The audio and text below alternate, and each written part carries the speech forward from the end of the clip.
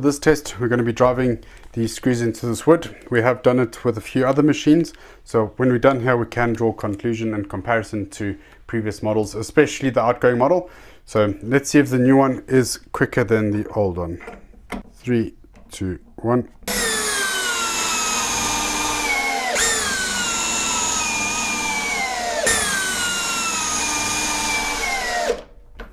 So there you go guys, pretty easy to drive them in.